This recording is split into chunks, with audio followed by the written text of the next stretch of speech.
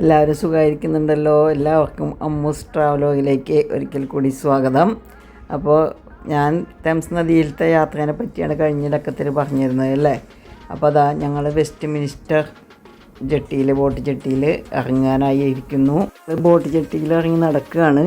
അപ്പോൾ big ബെനും London ഐയും ഒക്കെ കാണുന്നുണ്ട്. ലണ്ടൻ ഐ ഞാൻ കഴിഞ്ഞ വർഷം വന്നിട്ട് കയറിയിട്ടുണ്ടായിരുന്നു. അതിൻ്റെ വീഡിയോ ഞാൻ മുൻപ് ഇട്ടിട്ടുണ്ട്. മിനിസ്റ്റർ ജെട്ടിയുടെ ജസ്റ്റ് ഓപ്പോസിറ്റായിട്ട് മറ്റേ കരയിലാണ് ലണ്ടൻ ഐ നിൽക്കുന്നത്. ഇതിന് മില്ലേനിയം വീൽ എന്നും പേരുണ്ട് കേട്ടോ. നല്ല ഇരുട്ടടച്ച് നിൽക്കണ ആകാശം. അതിൻ്റെ കീഴിലിതാ വെസ്റ്റ് മിനിസ്റ്റർ പാലസ് കാണുന്നു. ഇതിനുള്ളിലാണ് UK-യുടെ 2 പാർലമെൻറ്റ് ഹൗസുകളും പ്രവർത്തിക്കുന്നത്. UK-യിലെ ഒരു പ്രധാനപ്പെട്ട ലാൻഡ്മാർക്കാണിത്. ഇന്നും നിലനിൽക്കുന്ന ആദ്യകാല സവിശേഷതകളിൽ ഒന്നാണത്രേ 1097 വില്യം രണ്ടാമൻ രാജാവ് നിർമ്മിച്ച Westminster hall. Westminster കൊട്ടാരത്തിൻ്റെ വടക്ക് കിഴക്കൻ ഭാഗത്തുള്ള ക്ലോക്കിനും ആ ക്ലോക്ക് ടവറിനും കൂടി പറയുന്ന പേരാണ് ബിഗ് ബെൻ. വെസ്റ്റ് മിനിസ്റ്റർ പയറിൽ നിന്നും കുറേ സ്റ്റെപ്പുകൾ കയറി ഈ പാലത്തിലെത്തിയാൽ ഈ ബിഗ് ബെൻ വളരെ അടുത്തായി കാണാം. വളരെ മനോഹരമായ ഒരു കാഴ്ചയായിരുന്നു അത്. ഈ കാണുന്നത് ഒരു പാലമാണെന്ന് വിശ്വസിക്കാൻ തോന്നുമോ? അത്രയ്ക്കും വീതിയേറിയ പാലമാണിത്. പാലത്തിൻ്റെ ഒരു സൈഡിൽ ബിഗ് ബെൻ തല ഉയർത്തി നിൽക്കുന്നു.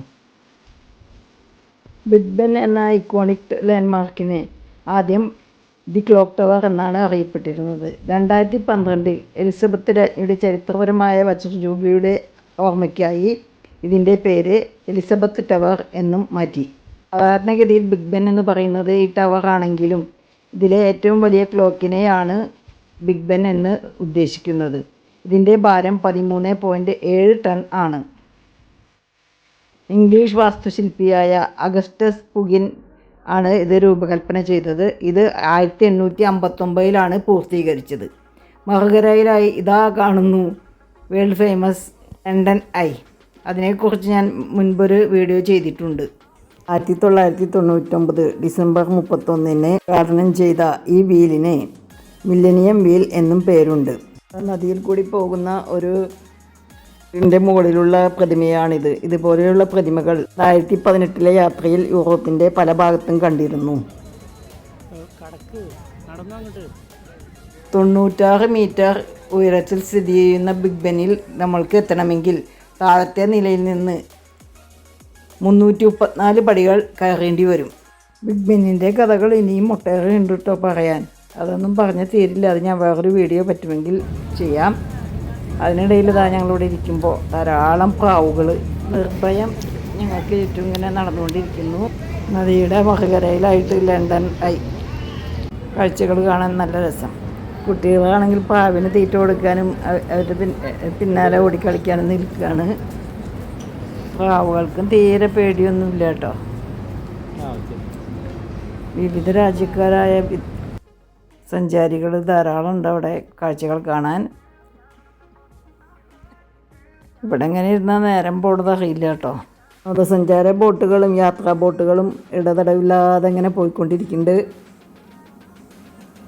ആൾക്കാരുടെ തിരക്ക് കൂടിക്കൂടി വരുന്നുണ്ട്.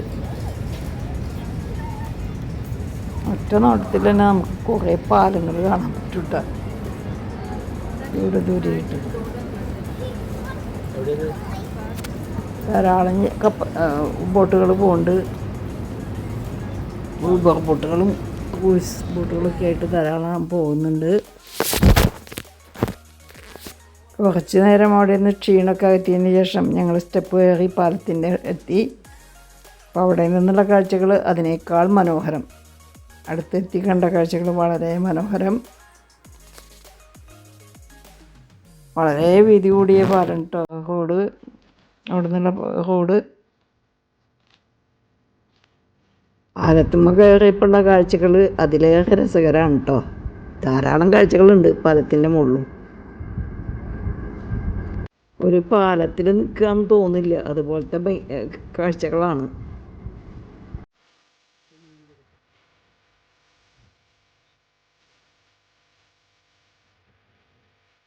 ഞാനൊരു കാര്യം ചോദിച്ചു നോക്കട്ടെ, ലണ്ടൻ നഗരത്തിൻ്റെ പഴയ പേരെന്താണെന്ന് നിങ്ങൾക്കറിയോ? ഇത് ലണ്ടനത്തെ ഒരു പ്രധാന സ്ഥലമാണ്. അപ്പോൾ ലണ്ടൻ നഗരത്തിൻ്റെ പഴയ പേര് എന്താണെന്ന് അറിയാമോ? റോമൻ സാമ്രാജ്യമാണ് ലണ്ടൻ നഗരം സ്ഥാപിച്ചത്. അപ്പോൾ അവരിട്ടിരുന്ന പേര് ലോണ്ടിനിയം എന്നായിരുന്നു. ലോണ്ടിനിയമാണ് പിന്നെ ലണ്ടനായത്. ഈ കാണുന്നത് സ്കോട്ട്ലൻഡ് യാർഡിൻ്റെ ബിൽഡിംഗ് ആണ് കേട്ടോ. ഇതിൻ്റെ ഓപ്പോസിറ്റായിട്ടാണ് ബെല്ലിൽ മണിമുഴങ്ങുന്ന ശബ്ദം.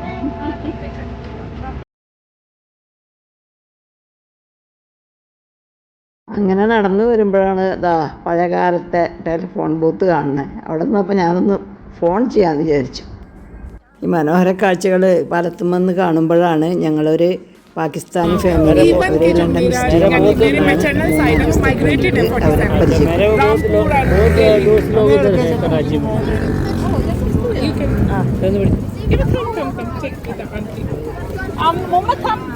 Today is her birthday. Yeah, we had come for some birthday wishes. You can come. Birthday wishes. Hi. Hello. Say hello. Achita, pick me up. Welcome to Ammu's travelogue. Hi friends, ഞാനിവിടെ എത്തിയപ്പോൾ ഒരു Pakistani family അവരെ ഞാൻ നിങ്ങൾക്കായി പരിചയപ്പെടുത്തുകയാണ്. She is from Karachi, Pakistan. Yeah, Karachi, Glad to meet you. Nice to meet you too. She's my daughter. Four daughters. Yeah. She's Hiba. Hiba, say hello. Hi Hiba. कैसी हो हिबा? कैसी हो आप? उर्दू बोलती है हाँ, ना? ये Urdu. Yes, they can understand. जी, But can't speak very nice. broken Urdu. She's Amna. हमने ओ शर्म है आपको? हाँ, she's a bit shy today. Where is he working? Your husband? My husband is in the Southern Railway. I see. Great. Many happy returns of the day. No to her, no to Little her. one. Yeah, the other one. Okay, Many happy returns of the day. Okay? God bless. thank you very much. Nice to meet you guys. And enjoy your trip here. Okay, I will subscribe. So, yeah, Okay, Mr. Okay.